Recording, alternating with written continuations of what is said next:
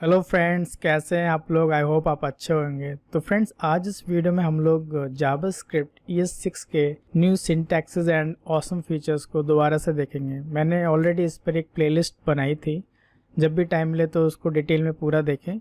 तो आज फ्रेंड्स इस वीडियो में देखेंगे कैसे ES6 के फीचर्स को यूज़ करके हम कैसे अपना एक अच्छा कम कोड में ज़्यादा से ज़्यादा चीज़ों को कैसे करते हैं, कैसे उसके जो फीचर्स हैं लाइक। सो फ्रेंड्स, अगर आप रिएक्ट और नोड या कोई भी जावास्क्रिप्ट का फ्रेमवर्क या लाइब्रेरी को आप अगर मतलब सीखना चाहते हैं, उस पर वर्क करना चाहते हैं, तो डेफिनेटली ये फीचर्स आपको बहुत हेल्प करने वाले हैं। आप जब भी अगर आप रिएक्ट में काम करेंगे या नोड में काम करेंगे, आपको हमेशा ये फीचर्स को यूज़ करना होगा। और आपने ऑलरेडी देखा होगा, अगर आपने कहीं देखा है तो इस तरह के फीचर वो वहाँ पर आपको बहुत ही हेल्पफुल होंगे। कैसे आप कम कोड में ज़्यादा से ज़्यादा चीज़ों को कर सकते हो, कैसे कंसाइज वे में आप अपना कोड लिख सकते हैं। तो चलिए देखते हैं ये 6 के फीचर्स। आगे बढ़ने से पहले अगर अभी तक आपने चैनल को सब्सक्राइब नहीं किया है तो चैनल को सब्सक्राइब कर दें और नोटिफिकेशन बेल को प्रेस कर दें, जिससे आने वाली कोई भी वीडियो आपसे मिस ना हो। Let and const. So friend, let and const जो है बहुत ही अच्छा फीचर है जो कि ES6 में इंट्रोड्यूस हुआ था। इससे पहले क्या हो रहा था कि हम कोई भी वेरिएबल को डिक्लेयर करने के लिए वेर कीवर्ड का यूज करते थे, like var and act like this. नए फीचर में क्या हुआ कि यहाँ पर जो इसका जो स्कोप था वो फंक्शनल स्कोप में था। अगर ये फंक्शन के अंदर है तो इसका जो स्कोप होगा वो फंक्शन के अंदर होगा, अगर बाहर होगा तो ये ग्लोबल स्कोप में होगा। बट लेट एंड कॉन्स्ट जो है कीवर्ड, अगर हम इनके साथ में कोई वेरिएबल को डिक्लेयर करते हैं तो कैसे होता है, इनका जो स्कोप है वो क्या होगा, ब्लॉक स्कोप होगा। तो देखिए, पहले मैं आपको दिखाता हूँ। लेट से कोई एक वेरिएबल मैंने डिक्लेयर किया, लेट से कि यूज़र नेम एक वेरिएबल ले लिया एंड मैंने कुछ वैल्यू दे दी यहाँ पर इसको पंकज, एंड यहाँ पर मैंने इसको कंसोल किया यूज़र नेम के लिए। तो देखिए यहाँ पर मुझे कंसोल में मिलेगा, कैसे मिल रहा है, ठीक है, पंकज मिला। बट अब इसको मैंने क्या किया कि मैंने इस तरह से एक ब्लॉक में दे दिया, इसको ब्लॉक के अंदर कर दिया। अब देखिए, अगर मैंने इसको ब्लॉक में किया और बाहर मैंने यहाँ पर इसको इस तरह से कंसोल करने को ट्राई किया तो मुझे क्या मिलता है, reference error, user name is not defined, because इसका जो स्कोप है वो ब्लॉक स्कोप। सेम ऐसे अगर हम कॉन्स्ट को करते हैं तो कॉन्स्ट का भी जो स्कोप है वो ब्लॉक है। बट डिफरेंस क्या है दोनों में कि मैं आपको बता देता हूँ कि जैसे अगर मैंने यहाँ पर इसको रिमूव कर देता हूँ, ठीक है, मैंने किया लेट यूज़र नेम एंड यहाँ पर मैंने क्या कर दिया, इसको पंकज कर दिया, ठीक है, एंड यहाँ मैंने इसको कंसोल कर दिया यूज़र नेम। तो अभी क्या आ रहा है, पंकज आ रहा है, ठीक है। अब मैंने इसको दोबारा से यहाँ पर user name is equal to Ramesh कर दिया यहाँ पर। अब अगर मैं दोबारा से इसको देखिए अगर कंसोल करता हूँ तो पहले मेरा यूज़र नेम क्या था, पंकज था, देन मैंने इसकी वैल्यू को रीअसाइन कर दिया एंड अब वो रमेश हो गया यहाँ पर। तो यहाँ पर हम क्या कर सकते हैं कि हम अपने जो वेरिएबल हमने जो डिक्लेयर किया था, इस वेरिएबल को हम दोबारा से इसकी वैल्यू को असाइन कर सकते हैं। बट कॉन्स्ट के केस में क्या होगा, अगर ये सेम चीज़ मैं कॉन्स्ट के साथ करना चाहता हूँ तो कॉन्स्ट में क्या होगा, जैसे कि नाम से पता चलता है कि हम किसी वेरिएबल को एज ए कांस्टेंट डिफाइन करना चाह रहे हैं, लाइक पाई की वैल्यू क्या होती है, 3.14, कुछ भी दे सकते हैं। जस्ट मैंने एग्जांपल के लिए लिया कि पाई अगर है और इसके हमने क्या किया, कंसोल एंड पाई, तो देखिए हमें यहाँ पर 3.1 मिल गया। बट अगर ये चीज़ को मैं आपको ब्लॉक का भी दिखा देता हूँ इसी में, कि अगर हमने इसको ब्लॉक के अंदर रख दिया तो देखिए यहाँ पर सेम आया, इसका जो स्कोप है वो इस ब्लॉक के अंदर ही है, ठीक है। अब मैं आपको दिखाता हूँ कि कैसे हम इसको, मैंने यहाँ पर अगेन इसकी PI इज इक्वल टू कुछ और वैल्यू दे दी, 3.56 कुछ भी, एंड यहाँ पर अगेन मैंने इसको कंसोल किया। देखिए फिर क्या मिलता है मुझे, पहले बार में तो यहाँ पर पाई की वैल्यू मिल गई, बट सेकेंड टाइम ये जो हमने दोबारा से इसको वैल्यू दी थी वो कह रहा है असाइनमेंट टू कांस्टेंट वेरिएबल। आपने एक कांस्टेंट वेरिएबल है उसको दोबारा से आप असाइनमेंट दे रहे हैं, जो कि पॉसिबल नहीं है यहाँ पर, तो एक एरर थ्रो करता है। अच्छा, दूसरा एक क्या है कि अगर हम कॉन्स्ट जब भी यूज़ करते हैं तो ये मतलब मस्ट है कि उसके साथ हमें उसको इनिशलाइज भी करना है किसी वैल्यू से। लेट के केस में क्या हो सकता था कि लेट से अगर मैंने किया तो लेट में मैं ये भी कर सकता था कि लेट एक्स और बस जस्ट डिक्लेयर किया बट इनिशलाइज नहीं किया है, बट कॉन्स्ट में आपको ये मस्ट है कि आपको ये इसको करना ही पड़ेगा आपको। अगर मैं इसको ऐसे छोड़ देता हूँ, देखिए क्या आएगा, सिंटैक्स मिसिंग इनिशियलाइजर इन कॉन्स्ट। मतलब जब भी आप कॉन्स्ट यूज़ करके करेंगे तो आपको कुछ ना कुछ वैल्यू उसको इनिशियलाइज करना ही पड़ेगा वैल्यू से। दूसरा, अब हम उसको रीअसाइन तो नहीं कर पा रहे हैं, लेकिन क्या कर सकते हैं, कॉन्स्ट से अगर जो वेरिएबल हमने डिक्लेयर किया है, ठीक है, तो उसके साथ हम ये कर सकते हैं कि ये जो वेरिएबल है ये इम्यूटेबल हो सकता है। किस केस में, जबकि हम यहाँ पर कुछ ऑब्जेक्ट हो। लेट्स से मैंने यहाँ पर ले लिया कॉन्स्ट स्टूडेंट एंड एक ऑब्जेक्ट ले लिया नेम में दे दिया Pankaj and okay, and now मैंने इसको कंसोल किया स्टूडेंट, तो मुझे यहाँ पर ये देखिए ऑब्जेक्ट मिल जाता है। बट अब मैं क्या करना चाह रहा हूँ, मैंने जस्ट क्या किया, इस स्टूडेंट के साथ में एक मैंने और इसको एक प्रॉपर्टी ऐड कर दी, लेट्स से कोर्स।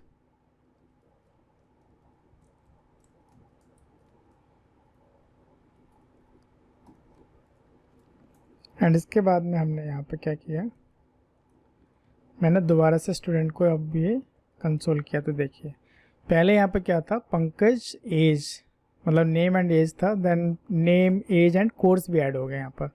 तो क्या हुआ कि इस वेरिएबल को हम रीअसाइन तो नहीं कर सकते, बट ऑब्जेक्ट के केस में क्या कर सकते हैं, इसको म्यूटेट कर सकते हैं, इसकी प्रॉपर्टी को ऐड कर सकते हैं, प्रॉपर्टी को कुछ और असाइन कर सकते हैं। अभी मैं इसके बाद में और क्या कर सकता हूँ, यहाँ पर मैंने अभी ये किया था, अब मैं चाहूँ तो यहाँ पर इसकी एज को भी चेंज कर सकता हूँ। यहाँ से एज को मैं अब 30 कर देता हूँ इसकी। देखिए पहले 35 थी, फिर यहाँ पर एज भी चेंज कर दिया, कोर्स को भी ऐड कर दिया। तो आप ये कर सकते हैं यहाँ पर। तो फ्रेंड्स हमने क्या 3 चीज़ें सीखी यहाँ पर लेट एंड कॉन्स्ट के बारे में। लेट और कॉन्स्ट दोनों हमारे वेरिएबल को डिक्लेयर करने के लिए यूज़ होते हैं, लाइक वेर।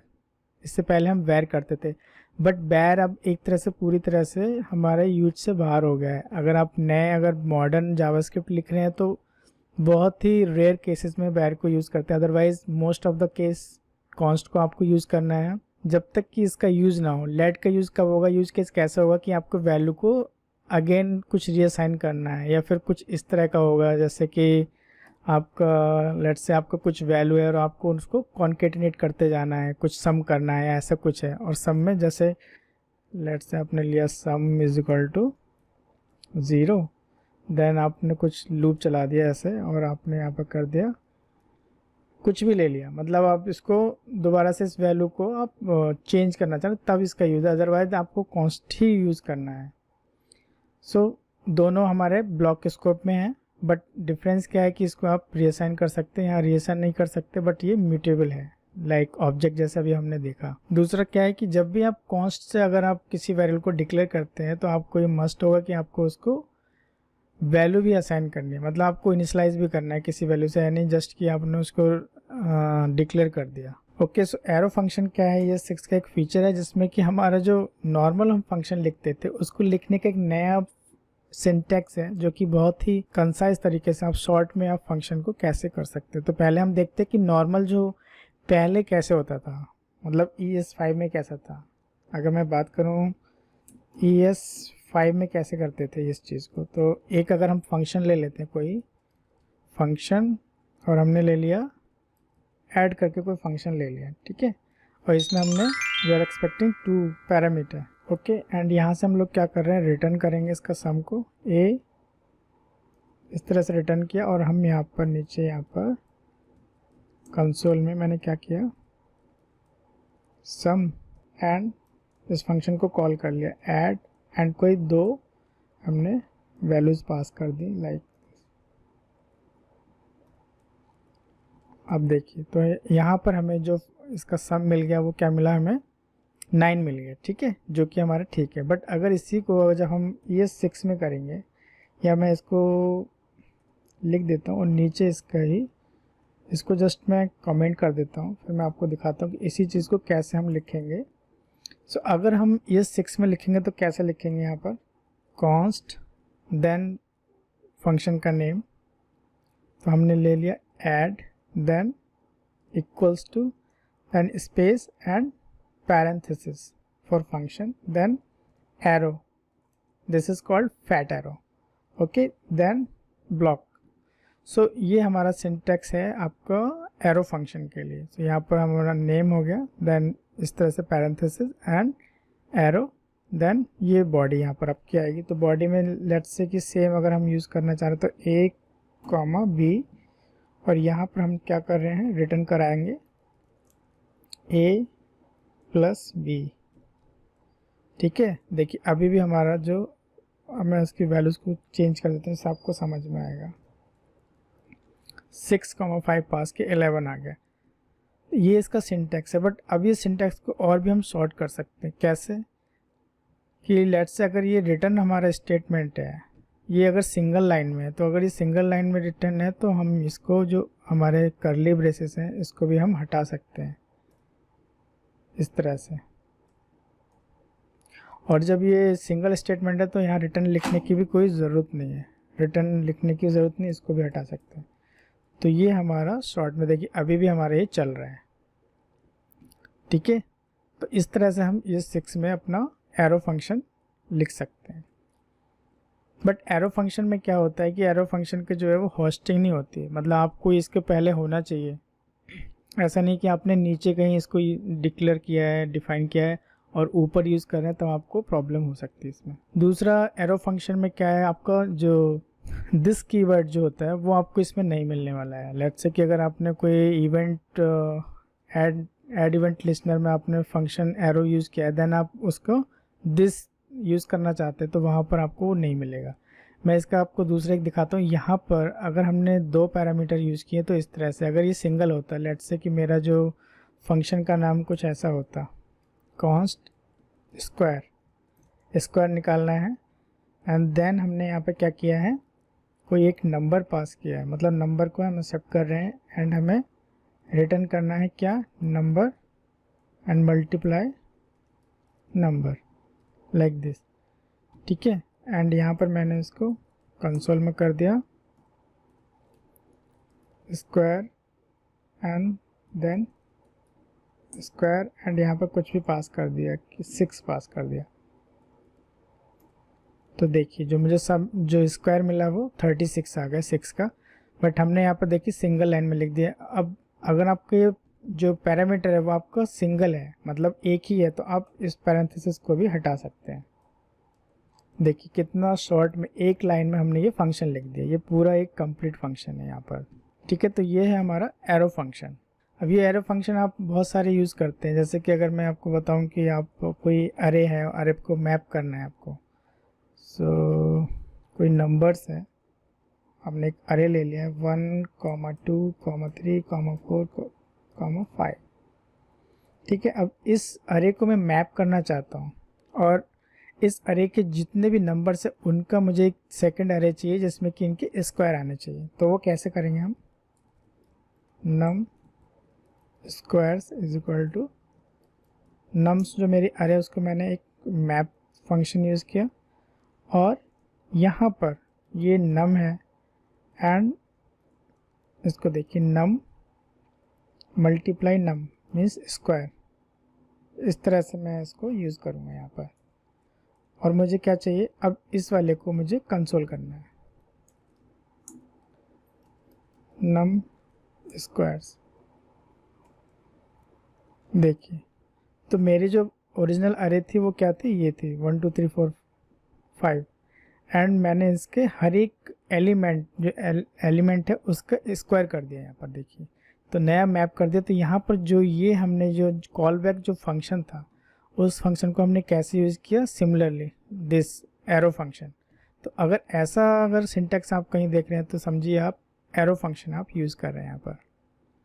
अगर आप नए हैं तो आपके लिए बहुत ही हेल्पफुल है ये फंक्शन, बिकॉज अगर आप किसी का कोड देख रहे हैं आपको बिल्कुल समझ में नहीं आएगा कि ये क्या हो रहा है, बट ये ऐसे एरो फंक्शन है. सो इसको बहुत ही कंसाइज करके ऐसा बना दिया गया है. ओके फ्रेंड्स, आई होप कि ये आपको समझ में आ रहा होगा जो हम लोग बात कर रहे हैं यहाँ पर. सो टेम्पलेट लिटरल्स क्या है कि पहले जावास्क्रिप्ट में हम किस तरह से करते थे, कि मैं एग्जांपल लेके आपको समझाता हूँ तो समझ में ज़्यादा आएगा. कि एक कोई फंक्शन है, लेट्स से कि मैंने एक फंक्शन ले लिया ग्रीटिंग्स मैसेज, ओके। और इस फंक्शन को मैंने कैसे किया, एक कोई नेम मैंने यहाँ से एज ए पैरामीटर लिया एंड यहाँ से रिटर्न कर दिया। क्या किया, एक स्ट्रिंग रिटर्न कर रहे हैं, कैसे, हेलो, देन उसका नेम। तो कैसे करते थे हम लोग, इसको कॉन्केटिनेट करते थे इस तरह से प्लस का साइन लगा के, एंड फिर यहाँ पर हम कुछ लिख देते थे जैसे nice to meet you, and यहाँ मैं एक कॉमा भी दे देता हूँ। ठीक है, तो ये मेरा फंक्शन है, इसको मैं चाहूँ तो एरो फंक्शन भी लिख सकता हूँ, बट मैंने नॉर्मल फंक्शन लिख दिया है अभी। देन हम इसको कॉल करेंगे, तो कैसे करेंगे, अभी अगर मैं इसको कॉल करता हूँ तो मैंने कंसोल में कर लिया ग्रीटिंग्स एंड एक कोई नाम पास कर दिया यहाँ से, रोहित। ओके, सो देखिए यहाँ पर कैसे मुझे आउटपुट आया, hello Rohit, nice to meet you. Okay, कोई प्रॉब्लम नहीं है इसको, बट इसी को लिखने का और भी तरीका हो सकता है। कैसे कि मैं टेम्पलेट लिटरल का जो सिंटैक्स है वो कैसा होगा, इसी की मैं कॉपी बना देता हूँ एक, एंड इसको मैं कमेंट कर देता हूँ आपको समझने के लिए।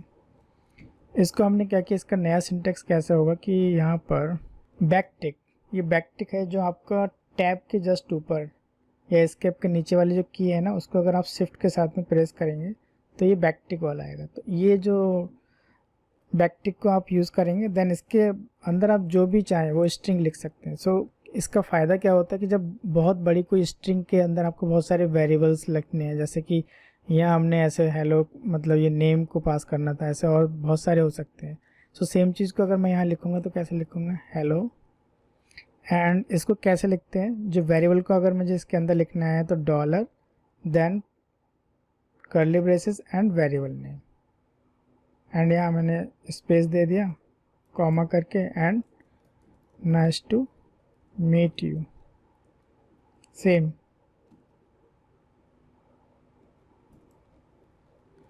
देखिए अभी भी सेम आया मेरा।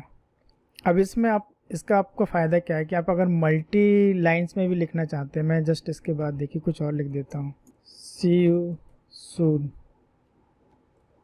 देखिए तो वो नेक्स्ट लाइन में आ गया। अगर इसी को आपको अगर उसमें करना होता, नॉर्मल जो जावास्क्रिप्ट में ऐसे करते थे, तो आपको अलग तरीके से लिखना होता, बट यहाँ पर देखिए मैं कुछ और भी लिख देता हूँ, नेक्स्ट लाइन।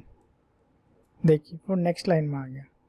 तो इसका इस तरह का फ़ायदा है, तो आप इसको यूज़ कर सकते हैं, बहुत ही हेल्पफुल है ये। तो ये हमारा है टेम्पलेट लिटरल्स।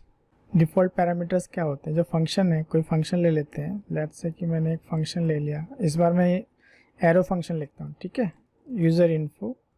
और यूज़र इन्फो में मैं क्या,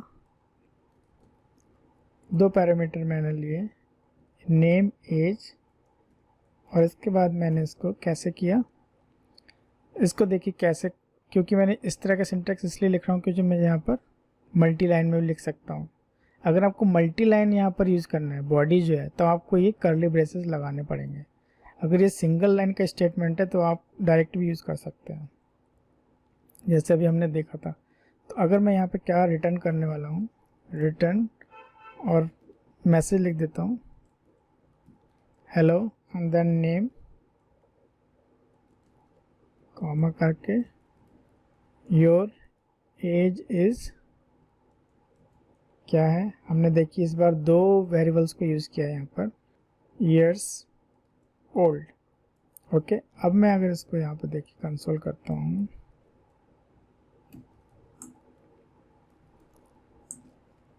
एंड यहाँ से मैंने कुछ पास कर दिया, पंकज, बट मैंने ये वाला मैं भूल गया, दूसरा वाला मैंने जो आर्गुमेंट था वो पास नहीं किया यहाँ से। तो देखिए क्या आता है यहाँ पर, hello Pankaj, your age is undefined, year old, years.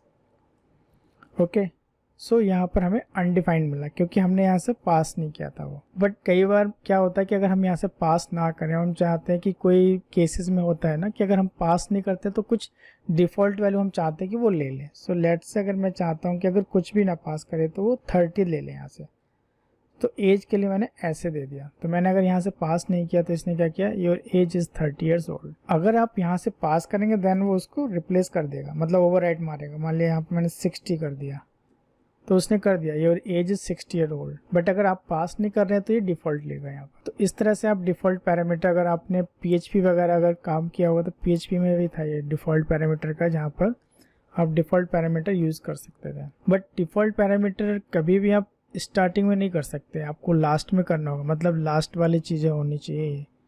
अब पहले अगर आप ये कर देंगे और आपने अगर यहाँ पर नहीं पास किया तो ये सेकंड वाला तो लेगा नहीं, तो ये बाद में होना चाहिए जो डिफ़ॉल्ट आप यूज़ कर रहे हैं। ओके फ्रेंड्स, तो ऐसे आप डिफ़ॉल्ट यूज़ कर सकते हैं यहाँ पर। अरे एंड ऑब्जेक्ट डिस्ट्रक्चरिंग, तो क्या होता है डिस्ट्रक्चरिंग में? डिस्ट्रक्चरिंग से क्या होता है कि हम लोग अरे या फिर ऑब्जेक्ट के जो प्रॉपर्टीज़ हैं उनको हम वेरिएबल में असाइन करते हैं। असाइनमेंट के लिए हम वैल्यूज़ को अरे और ऑब्जेक्ट का न्यू वेरिएबल में कैसे ईजियर हम कैसे असाइन कर सकते हैं वो करते हैं। तो मैं आपको सीधे एग्जांपल से समझाता हूँ जो आपको समझ में आएगा कि क्या बात कर रहे हैं हम लोग। तो मैंने एक क्या किया, कॉन्स्ट एक कोई कांटेक्ट करके एक ऑब्जेक्ट ले लिया। इस कांटेक्ट ऑब्जेक्ट में मेरा क्या है, नेम है, नेम में पंकज, सेकंड आपका है फ़ोन, फ़ोन में कोई भी मैं ले लेता हूँ, ऐसा पता नहीं लेंथ कितना लिया है, बस जस्ट एग्जांपल के लिए। देन ईमेल है, देन हमारे पास में है एज। ओके, अब ये ऑब्जेक्ट है। अब इस ऑब्जेक्ट के अगर हमें कुछ प्रॉपर्टी को मुझे एक्सेस करना है, लेट्स से कि मुझे नेम निकालना है, तो मैं कैसे करूँगा यहाँ पर, const name is equal to contact dot name. ऐसे ही तो करते थे, अब तक तो ऐसे ही करते हैं ना हम लोग। देन अगर मुझे यहाँ पर ईमेल निकालना है तो मैं क्या करूँगा, कॉन्स्टेंट डॉट ईमेल। ऐसे ही तो एक्सेस करते हैं। अगर मैं यहाँ पर कंसोल करता हूँ नेम कॉमा ईमेल के लिए, तो देखिए पंकज एंड ईमेल मुझे मिल जाता है यहाँ से। डिस्ट्रक्चर करके कैसे हम इसको यूज़ कर सकते हैं, ये 6 में इतना अच्छा फीचर मिला है कि आप इसको डायरेक्ट कैसे कर सकते हैं। मैं इसको जस्ट कमेंट कर देता हूँ एंड यहाँ पर कॉन्स्ट, और इसका सिंटैक्स कैसा है, कॉन्स्ट एंड ऑब्जेक्ट है तो इस तरह से कर्ली ब्रेसेस के अंदर। और अगर मैंने कौन कौन सी प्रॉपर्टी करना है, name comma email, and then assign क्या कर दिया मैंने, कॉन्टैक्ट। अब देखिए अगर मैं रिफ्रेश करता हूँ तो अभी भी मुझे वैल्यू मिल रही है, वो अभी भी वो वैल्यू मिल रही है इस तरह से। अब इसमें क्या है कि मैं सारा कर सकता हूँ, मैं चाहूँ तो एक ही रखूँ यहाँ से। अगर मैं देखिए इसको हटा के सिर्फ नेम करता हूँ तो एरर आएगा क्योंकि ईमेल को मैंने यहाँ लिया नहीं। बट अगर जैसे ही मैं यहाँ ले लेता हूँ देखिए मिल जाएगा मुझे। अब मैं चाहूँ तो एज को भी ले सकता हूँ यहाँ पर, आप जो जितने चाहें यहाँ पर लिख सकते हैं, जितने चाहें मतलब जो भी प्रॉपर्टीज़ हैं उसकी वो आप ले सकते हैं यहाँ पर। देखिए यहाँ पर पंकज, ईमेल एंड एज तीनों मिल जाते हैं। तो इस तरह से आप इसको डिस्ट्रक्चर कर सकते हैं ऑब्जेक्ट के लिए। अब फ्रेंड्स एक अरे ले लेते हैं। अरे में कैसा होता है कि अरे के केस में मैंने लेट से कि मैंने एक अरे ले लिया कोई फ्रूट्स करके और फ्रूट्स के नेम ले लिया अरे में, ऐसे ले ली। तो अब अरे के जो एलिमेंट्स है उसको कैसे एक्सेस करते हैं, मुझे अगर यहाँ पर कुछ ऐसा करना था, फ्रूट 1 इज इक्वल टू क्या करूँगा मैं, फ्रूट्स एंड इसका 0 इंडेक्स पे जो वैल्यू है, सेम ऐसे ही फ्रूट्स अगर मुझे 2 करना है तो मैं क्या करूँगा, जो 1 इंडेक्स पे वैल्यू है वो वाली वैल्यू ले लूँगा मैं एंड कंसोल कर लेंगे यहाँ पर फ्रूट 1 कॉमा फ्रूट 2 एंड देखिए वैल्यू मुझे मिल जाती है एप्पल एंड बनाना। ओके, ये तो हम लोग करते थे ऐसे, बट इसका डिस्ट्रक्चर कैसे करते हैं, डिस्ट्रक्चर कैसे ईजिली कैसे निकाल सकते हैं इस चीज़ को, देखिए। अब इसी चीज़ को मैं यहाँ से सेम वे में const and arrow square and then we can give any variable name like fruit 1 comma fruit 2, कोई भी वेरिएबल का नेम दे सकते हैं जो आप जिसमें असाइन करना चाहते हो उसमें दे दीजिए। और यहाँ पर आपने फ्रूट्स करके इसको असाइनमेंट कर दिया इस तरह से। अब देखिए अगर मैं सेव करके इसको चलाता हूँ अगेन हमें वही रिज़ल्ट मिलता है। अब यहाँ पे मैं अगर कुछ एक्स कर देता हूँ और इसको वाई कर देता हूँ, एक्स वाई, तो ये जो नेम है वो एक्स और वाई में असाइन हो गया अभी। तो इस तरह से आप अरे को डिस्ट्रक्चर कर सकते हैं। ओके फ्रेंड्स, सिंपल एग्जांपल से समझ रहे हैं, ज़्यादा टाइम ना लगा के कि ये क्या है, क्या होते हैं rest parameter and spread operator. तो फ्रेंड्स जस्ट अभी हमने देखा कि कैसे हम लोग डिस्ट्रक्चर कर रहे थे ना। तो एक अरे का एग्जांपल ले लेते हैं। लेट्स से मेरे पास एक अरे है और इस अरे में क्या क्या वैल्यू है। एक अरे के एलिमेंट लेट्स से मैंने लिख दिया आई लव जावास्क्रिप्ट। हाँ, ये मेरे पास एलिमेंट्स हो गए।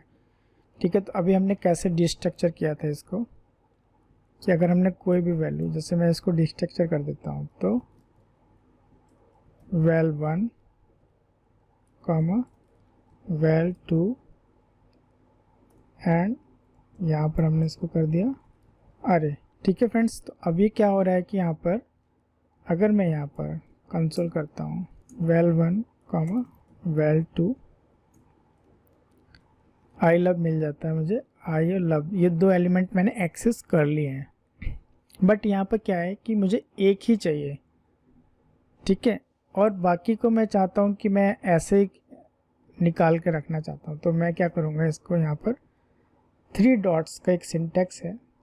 3 डॉट्स देन कोई नेम दे सकते हैं आप, कोई भी नेम, लाइक रेस्ट दे सकते हैं, रेस्ट वैल्यूज़ कर सकते हैं, कुछ भी दे सकते हैं। ठीक है, अब होगा क्या कि यहाँ पर मेरा जो फर्स्ट एलिमेंट है वो तो मैंने इसमें असाइन कर लिया, बाकी जो बचे हुए हैं वो मेरे सिर्फ रेस्ट में चले गए। तो अगर मैं देखिए यहाँ पर करता हूँ val1 कॉमा रेस्ट, तो देखिए मुझे क्या मिलता है। तो मैंने एक तो अलग कर लिया है val1 में, बाकी जो भी बचे वो एज एन अरे मुझे मिल रहे हैं एलिमेंट्स। ये देखिए वहाँ पर आई अलग हो गया, दूसरे बाकी जो रेस्ट में थे वो अरे की तरह मिले यहाँ पर। This is called spread operator. Spread out कर दिया हमने, बाकी जो भी एलिमेंट्स थे उसको मैंने यहाँ पर स्प्रेड कर दिया है। इसको हम क्या बोलेंगे, इसको बोलेंगे स्प्रेड ऑपरेटर। वो क्या है, स्प्रेड ऑपरेटर क्या है, ये जो 3 डॉट्स हमने यूज़ किए हैं ये जो है हमारे यहाँ पर स्प्रेड ऑपरेटर है। स्प्रेड ऑपरेटर है कि हमने पहले एक एलिमेंट को उसका नाम दे दिया, बाकी को स्प्रेड आउट कर दिया, रेस्ट हमने यहाँ पर स्प्रेड आउट कर दिया। तो अगर आप यहाँ पर जब देखेंगे तो यहाँ देखिए आपको पूरा एक अरे मिल जाएगा ये वाला रेस्ट में, बट यहाँ पर हमने इसको स्प्रेड आउट कर दिया है। रेस्ट पैरामीटर क्या है, रेस्ट पैरामीटर क्या है, जब हम लोग एग्जाम्पल से समझते हैं तो ज़्यादा समझ में आएगा कि हमने एक फंक्शन लिया कॉन्स्ट गेट वैल्यूज़, और इसको हमने क्या किया, पहले मैं यहाँ पर इसकी बॉडी लिख देता हूँ देन आपको समझाता हूँ। तो हमने क्या किया है कि हम यहाँ से कुछ पैरामीटर लेंगे और इसको मैं कॉल भी कर देता हूँ, तब आपको समझ में आएगा कि गेट वैल्यूज़। ठीक है, अब यहाँ से हम कुछ वैल्यूज़ पास करेंगे, मतलब आर्गूमेंट पास करेंगे। तो मैंने क्या क्या पास कर दिया, पंकज एक नाम पास कर दिया, एक कोई और वैल्यू पास कर दी है। यहाँ पर हम कुछ भी ले लेते हैं, हाँ फ़ोन नंबर ले लेते हैं उसका। ठीक है, ऐसा कुछ नंबर था, ये हमने ले लिया। और हम यहाँ पर मैंने क्या किया, नेम को तो ऐसे ले लिया, बाकी को मैं ये चाहता हूँ कि मेरे लिए इतना इम्पोर्टेंट नहीं है, जो भी मिलेगी वो हमें एज ए, हम यहाँ से रेस्ट चीज़ों को बाकी हम किसी वेरिएबल में लेना चाहते हैं। तो हम उसको कैसे लिखते हैं, यहाँ पर 3 डॉट्स एंड देन कोई भी वेरिएबल नेम दे दे, जैसे आर्क्स दे दिया आर्गूमेंट्स के लिए मैंने। तो यहाँ पर जो ये चीज़ होगी इसको हम क्या बोलेंगे, रेस्ट पैरामीटर। रेस्ट पैरामीटर इसको बोलेंगे, ये जो 3 डॉट्स है यहाँ पर। ठीक है, तो ये हमारा होगा रेस्ट। अब ये कैसे मिलेगा, देखिए नेम में तो मुझे नेम मिल जाएगा। यहाँ पर देखिए मैं कैसे करता हूँ, मैंने किया नेम एंड एक और कर लेता हूँ मैं कंसोल नीचे इसके जस्ट बाद में, और यहाँ मैं पास करता हूँ आर्क्स करके। तो देखिए आर्क्स में क्या मिलेगा मैं आपको बताता हूँ। ये तो मुझे नेम मिल जाएगा, बट ये जो 2 चीज़ें ये मुझे एज किस तरह से अरे जैसे मिलेंगे। ये देखिए यहाँ पर मुझे पंकज मिल गया, देन पंकज के बाद में जो आर्क्स था वो हमें 35 और ये नंबर उसका मिल गया। तो इस तरह से हम क्या करते हैं कि इसका यूज़ कैसे होता है, मैं आपको यूज़ केस बताता हूँ कि कई बार क्या होता है कि जैसे आप रिएक्ट में या कहीं पर भी मान लेते हैं कि एक कॉमन कंपोनेंट बना रहे हैं जिसमें कि बहुत सारे प्रॉपर्टीज आप पास करना है, बट उसमें कुछ प्रॉपर्टीज हैं जो कि मैंडेटरी, मतलब वो बहुत ही इंपॉर्टेंट है। जैसे कि अगर कोई इनपुट है आपका, तो इनपुट में उसका टाइप होना चाहिए, उसका नेम होना चाहिए, एक लेवल होना चाहिए, ये इंपॉर्टेंट है। बाकी हो सकता है उसमें आप कोई क्लास पास करना चाहते हैं, कुछ अदर प्रॉपर्टीज़ पास करना चाहते हैं जो कि बहुत ही मतलब उनकी प्रायोरिटी बहुत कम है, या फिर वो ऑप्शनल भी हो सकती हैं, तो उनको हम बाद में ऐसे किसी एक वेरिएबल में ले लेते हैं। तो हम एज इट इज़ पास कर देंगे, जो भी मिलेगा उसको कर देंगे, बाकी जो उसकी जो मेन प्रॉपर्टीज है उसको हम यहाँ पर इस तरह से ले लेते हैं। तो ये था हमारा spread operator and rest parameter. Next feature है फ्रेंड्स प्रॉमिसेस।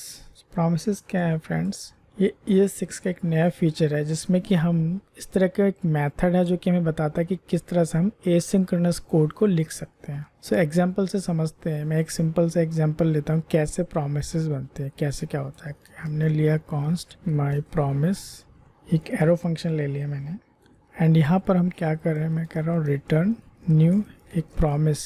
ठीक है, प्रॉमिस एक क्लास है, उसका एक कंस्ट्रक्टर मैंने ऐसे ऑब्जेक्ट बनाया।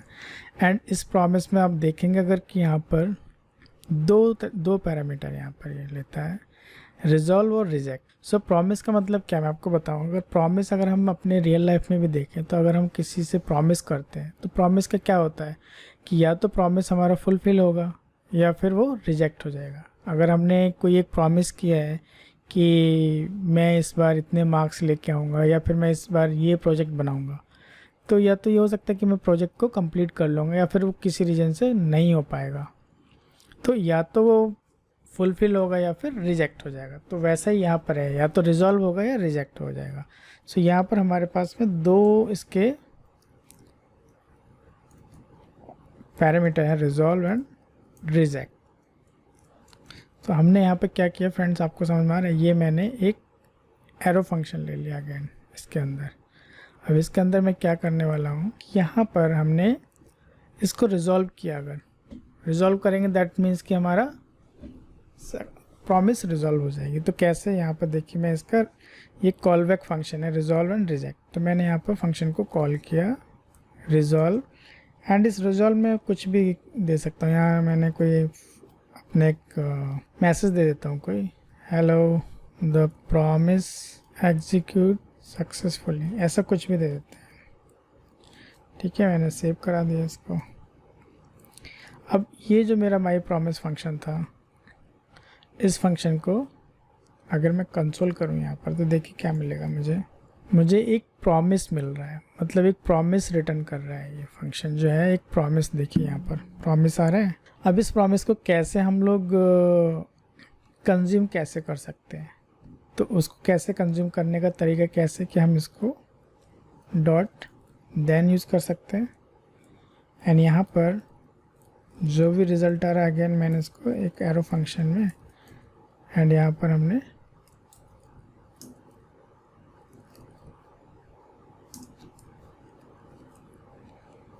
देखिए यहाँ पर। तो अभी हमने क्या किया कि जो यहाँ पर देन करके उसको कंज्यूम किया, मतलब इसको कैसे हम इसके जो भी ये जो मैसेज है रिजॉल्व हुआ तो उसको कैसे कि यहाँ से देन, इसका मेथड है देन और कैच। देन का मतलब अगर हमारा कुछ सक्सेस होता है, अगर रिजॉल्व हो जाती है तो देन में हम करेंगे, एल्स में हम कैच में इसको हैंडल करेंगे। कैसे, अगर रिजेक्ट हुआ तो कैच में आएगा वो हमारा।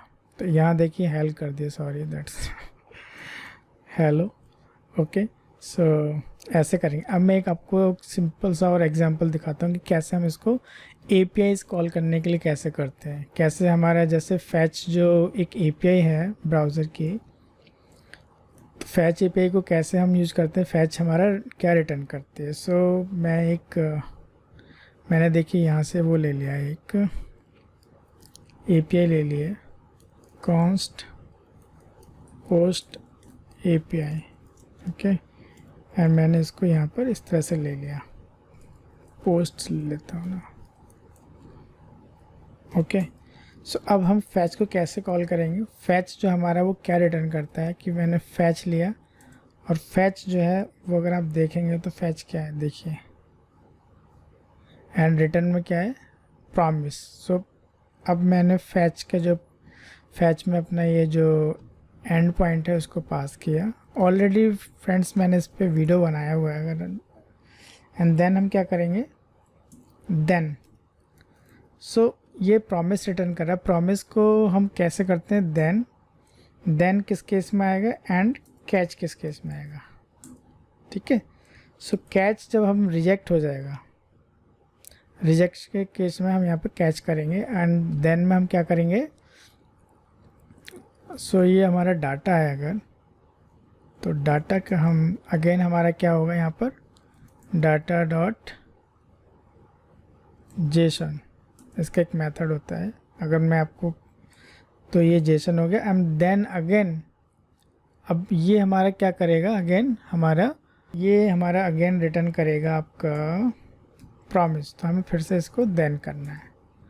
तो देन हमें क्या मिलने वाला है यहाँ पर, रिज़ल्ट, एंड इस रिज़ल्ट को मैं यहाँ पर कंसोल कर सकता हूँ, कंसोल डॉट लॉग, एंड इसमें हमने इस रिज़ल्ट को इस तरह से यहाँ पर कर लिया। और यहाँ पर अगर हमें कुछ भी मिलता है, लेट्स से कि एरर मिला, तो एरर को ही हमने इस तरह से कंसोल कर लेंगे, यहाँ पर कंसोल डॉट लॉग और यहाँ पर एरर, इस तरह से लिखते हैं। ये प्रॉमिस को कंज्यूम करने का तरीका। तो देखिए जैसे मैंने यहाँ पर किया तो मेरे जो एपीआई से रिकॉर्ड्स आए थे वो यहाँ पर सारे दिखने लगे ये। तो ये जो एपीआई थी वो हमारी जो ये फैच है वो हमारा प्रॉमिस रिटर्न करता है। तो आप अपने जब प्रोजेक्ट में भी हम लोग लेट्स से कि अगर हम रिएक्ट में अपना कोई एपीआई को कॉल कर रहे हैं तो इस तरह से हम यहाँ पर यूज़ कर सकते हैं।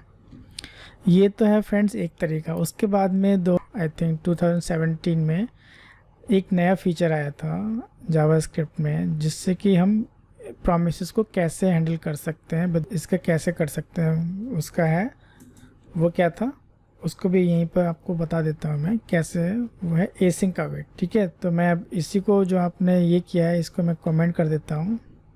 एक मैं फंक्शन लिख लेता हूँ, const get posts is equal to arrow function and here.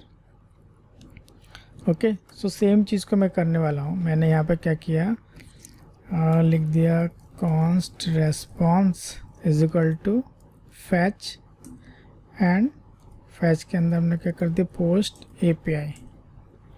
Okay, and अब इस बार मैं देन नहीं लगाने वाले, मैं इसको जस्ट कमेंट कर देता हूँ अभी के लिए। ठीक है, अब ये फैच है, ये प्रॉमिस रिटर्न करता है। देखिए जैसे मैं होवर करूँगा बताता है प्रॉमिस। अब जब कोई प्रॉमिस कर रहा है तो हमें इसके पहले इसको अवेट करना है। प्रॉमिस को कंज्यूम करने का तरीका ये है कि अवेट करना है। अब जैसे ही मैं अवेट करूँगा तो बोलेगा कि ये सही नहीं है, क्योंकि जब भी हम अवेट यूज़ करेंगे तो उस फंक्शन को हमें एसिंक कीवर्ड से डेकोरेट करना होता है इस तरह से। अब देखिए वो एरर चले गई, बट यहाँ पर अभी मैंने ये फंक्शन कॉल ही नहीं किया है।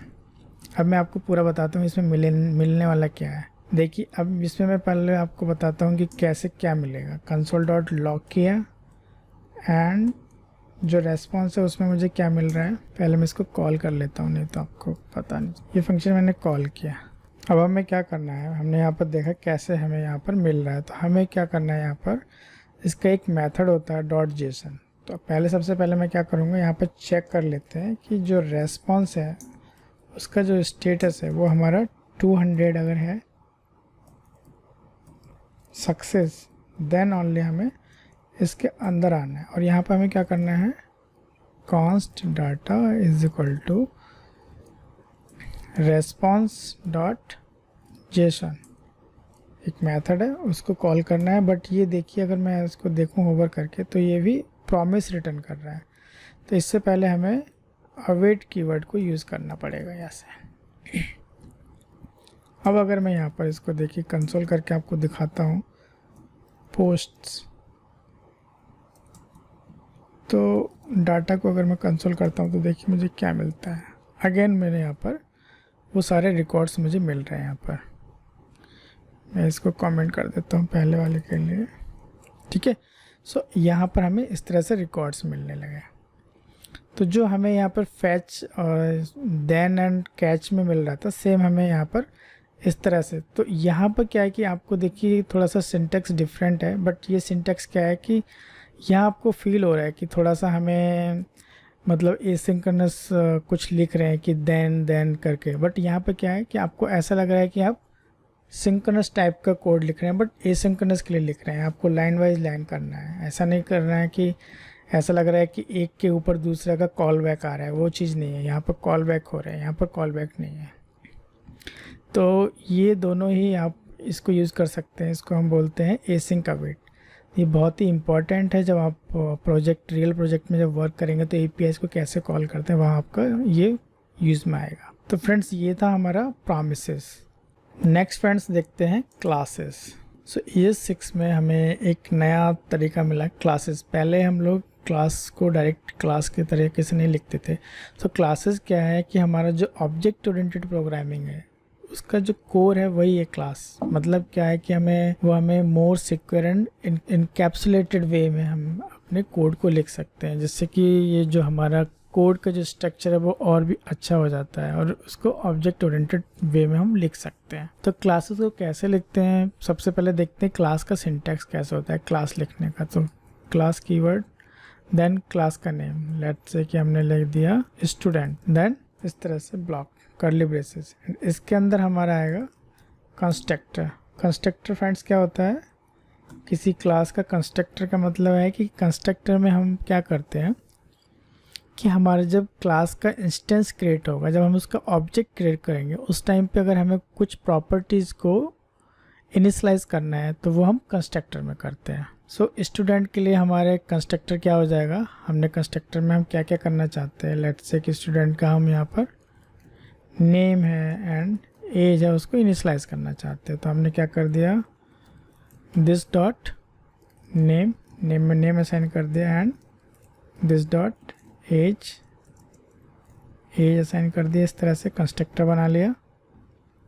एंड इसके बाद में यहाँ पर इसका ऑब्जेक्ट क्रिएट करना हो, इंस्टेंस कैसे क्रिएट करेंगे, कॉन्स्ट एंड हमने कर दिया स्टूडेंट। पहले स्टूडेंट कैपिटल में, बट यहाँ पे मैं कुछ और दे देता हूँ, user is equal to new student.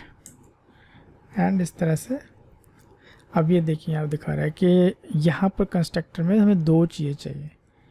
मैंने नाम दे दिया पंकज, एज दे देते हैं 35। ओके, सेव किया तो अभी कुछ भी नहीं दिख रहा है यहाँ पर। बट अब मैं यहाँ पर कंसोल करना चाहता हूँ यूज़र का नेम, देखिए पंकज मुझे मिल जाता है। ठीक है, ऐसे अगर मैं यहाँ पर एज करना चाहूँगा तो एज, इस क्लास का एक ऑब्जेक्ट क्रिएट किया है और हमने यहाँ से जो भी वैल्यू पास कर रहे हैं वो हमें यहाँ से मिल जा रही है। ये तो हुआ सिंपल क्लास की बात। अब इस क्लास को अगर हम इनहेरिट करना चाहते हैं तो अगर मान ले तो मैं यहाँ पर मैंने इसके अंदर एक मेथड भी ले लिया, से हेलो। ओके, एंड यहाँ पर मैंने इसको कुछ भी यहाँ पर कंसोल कर दिया हेलो, एंड देन मेरा ये नेम। तो इसको मैं कैसे लिखूँगा, यहाँ पर टेम्पलेट लिटरल में dollar and then this dot name. ठीक है, एंड कॉमा लगा के योर एज इज़ जो भी है इसके दिस डॉट एज। ऐसा हमने एक फंक्शन बनाया, एक मेथड बनाया इसका से हेलो, और इसको अब मैं कॉल करूं अगर तो क्या होता है देखिए। अगर मैं यहाँ पर इस तरह से कॉल कर लेता हूँ तो क्या होगा, मुझे ये आ गया यहाँ पर hello Pankaj your age is 35। ठीक है, तो ये हमने एक फंक्शन बना लिया है। अब मैं इस वाली क्लास को इनहेरिट करना चाहता हूँ। इनहेरिट का मतलब समझते हैं कि एक क्लास के कुछ फीचर्स को उसकी चाइल्ड क्लास एक्सटेंड करना चाहती है, मतलब उसको इनहेरिट करना चाहती है। तो हम इनहेरिट कैसे करते हैं जावास्क्रिप्ट में, मैं इसको अभी के लिए कमेंट कर देता हूँ यहाँ पर। अब मैं एक और क्लास बना लेता हूँ यहाँ पर, ये था स्टूडेंट। ओके, नाउ मैं एक नया क्लास बनाता हूँ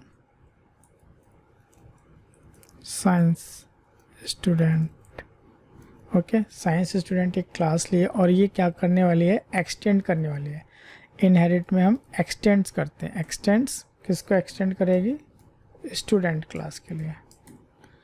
एंड अगेन हमारे पास सिंटैक्स ऐसा ही आएगा कि हमने ये हमारी न्यू क्लास है और इसको पेरेंट क्लास जो है स्टूडेंट को ये इनहेरिट कर रही है, एक्सटेंड कर रही है।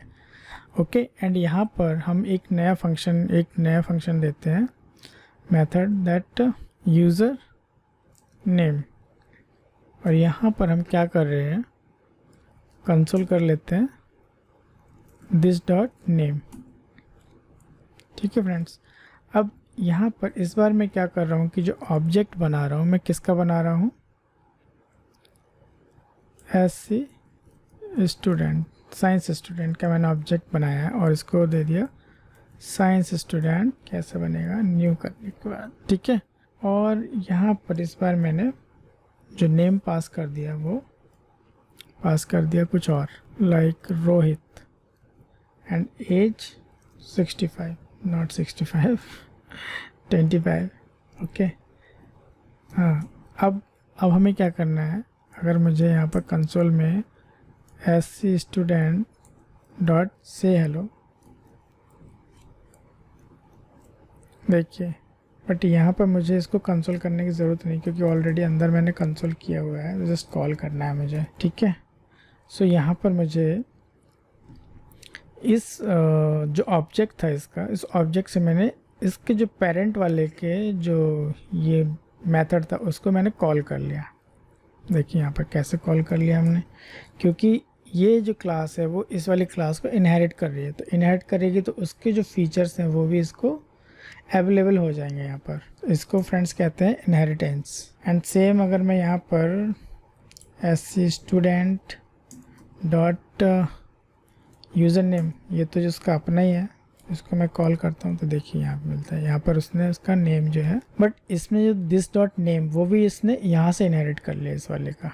तो फ्रेंड्स ये है हमारा जावास्क्रिप्ट में। मैंने बहुत ही सिंपल एक एग्जांपल से ज़्यादा डिटेल में नहीं गया हूँ, बट आपको एक आइडिया दे दिया कि कैसे क्लास को हम कैसे डिफ़ाइन करते हैं, कैसे इनहेरिट करते हैं, कैसे इसको कॉल करते हैं यहाँ पर। अभी फ्रेंड्स इसके अंदर बहुत सारी चीज़ें होती हैं, जैसे सेट है, गेट है, वो सारी चीज़ें हम लोग बाद में डिटेल में पढ़ेंगे, बट अभी आप एक ओवरव्यू हम लोग देख रहे हैं कि ES6 में जो फीचर्स हैं वो क्या क्या हैं, तो वो हम लोग समझ लेते हैं यहाँ पर। तो इस तरह से हमने क्लास को भी समझ लिया यहाँ पर। सो फ्रेंड्स नेक्स्ट फीचर है ES6 इंपोर्ट एंड एक्सपोर्ट। तो पहले हम क्या करते थे, मतलब ES6 में पहले जब इंपोर्ट एक्सपोर्ट से पहले क्या होता था कि हमें जो भी, अगर हमने अपने कोड को सेपरेट किसी फाइल में रखा है तो उस फाइल को हमें ऊपर कॉल करना होता था उस JS फाइल के लिए, और उस फाइल के सारे वेरिएबल्स और जो भी फंक्शन अगर हमने उस फाइल में डिफाइन किया है वो सब कुछ अवेलेबल हो जाता था जिस फाइल के अंदर हमने उसको कॉल किया है, इंक्लूड किया है। बट कई बार क्या होता है कि हमें सारा नहीं चाहिए, हमें कुछ ही चाहिए जो हमें मतलब हमारा जो यूज़ का है, अदरवाइज़ हम सारा लोड करके क्या करेंगे। तो तब हमें जो एक फ़ीचर आया जिसमें हमने इंपोर्ट एंड एक्सपोर्ट बोला, तो हमें जिसको किसी दूसरी मॉड्यूल के लिए या फाइल के लिए हमें मतलब अवेलेबल कराना है उसको हम एक्सपोर्ट करते हैं, और जहाँ यूज़ करना है वहाँ पर हम उसको इंपोर्ट करते हैं। ओके, बट यहाँ पर हम डायरेक्ट इसको कर नहीं सकते, तो उसके लिए हमें मॉड्यूल बनाना पड़ेगा। तो अपनी ये जो फाइल है जहाँ मैंने इसको ये इंडेक्स के अंदर कॉल कर रखा है, मैं आपको दिखा देता हूँ यहाँ पर। तो यहाँ पर मुझे इसको मॉड्यूल बनाना पड़ेगा। ठीक है, type is equal to module. Okay, and एक मुझे और मॉड्यूल बनाना है जिससे कि मैं एक फ़ाइल से, तो मैंने दूसरा फाइल बना लिया अपना स्टूडेंट, और इस स्टूडेंट के अंदर हमने क्या किया है, एक एक्सपोर्ट किया है, एक्सपोर्ट कीवर्ड से एक फंक्शन को एक्सपोर्ट किया है जो है गेट टोटल। मतलब अगर कोई मैं 2 वैल्यूज़ पास करूँगा उसका मुझे टोटल ये रिटर्न करने वाला है। तो क्या है कि मैंने ये जो फंक्शन है वो यहाँ डिफ़ाइन किया है और इसको एक्सपोर्ट कर दिया है। कोई भी जो मॉड्यूल है वो इसको कॉल कर सकता है, इसको यूज़ कर सकता है। तो क्या ये सेपरेट एक फ़ाइल में हमने बना लिया है। तो जब हमारे जो रिएक्ट और बाकी एप्लीकेशन में किस तरह की रिक्वायरमेंट होगी कि हमें कॉमन चीज़ें रीयूजेबल हमें बनाना है, कि हमने एक जगह बनाया उसको कई जगह हम इसको यूज़ कर सकते हैं। तो यहाँ से हमने इसको एक्सपोर्ट किया और जो इसको यूज़ करेगा वो इसको इंपोर्ट करेगा। तो हमें यहाँ पर अगर इसको इंपोर्ट करना है इस फंक्शन को कैसे करेंगे, बट इसको यूज़ करने के लिए दोनों मॉड्यूल होना चाहिए। तो अब मुझे इसको भी यहाँ पर इंक्लूड करना होगा। तो कैसे करेंगे, स्क्रिप्ट, और कौन सा वाला करना है, मुझे मॉड्यूल का करना है। तो टाइप मॉड्यूल से एंड मैंने ले लिया यहाँ पर स्टूडेंट। ओके, सो यहाँ पर हमने इसको यूज़ कर लिया। अब मैं क्या करूँगा, यहाँ पर मुझे क्या करना है, गेट टोटल।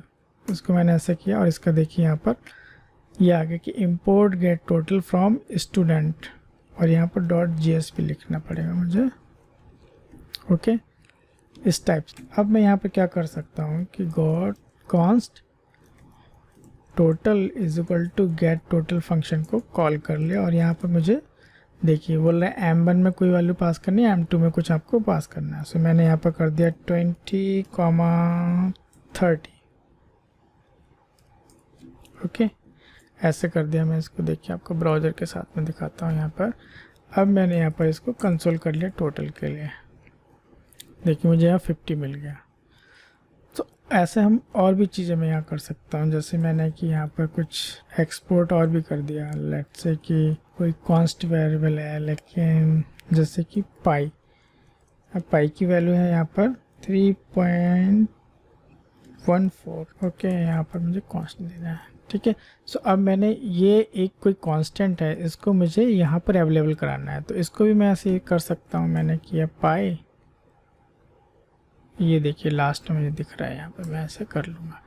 तो क्या हुआ कि मैं इसको इसी स्टेटमेंट में पाई कॉमा ये भी कर लिया। अब मैं अगर यहाँ देखिए इसकी जगह पर अगर मैं चाहूँ तो पाई एंड देन पाई की वैल्यू देखिए मुझे यहाँ मिल जाता है पाई 3.14। तो इस तरह से हम लोग क्या करते हैं, मॉड्यूल को यहाँ से हम अपने कुछ एक्सपोर्ट कर सकते हैं और दूसरी जगह पर हम इसको इंपोर्ट कर सकते हैं। तो फ्रेंड्स ये बहुत ही यूज़फुल है। जब हम लोग रिएक्ट में काम करेंगे तब आप देखेंगे कितना यूज़ होता है जहाँ पर एक्सपोर्ट एंड इंपोर्ट का। तो इस तरह का इसका सिंटेक्स होता है कि हम यहाँ से एक्सपोर्ट कर रहे हैं एंड देन यहाँ पर फ्रेंड्स अगर मैं इसको हटा देता हूँ और इसको मैंने यहाँ पर क्या कर दिया, डिफ़ॉल्ट एक्सपोर्ट एंड देन इसका नेम गेट टोटल।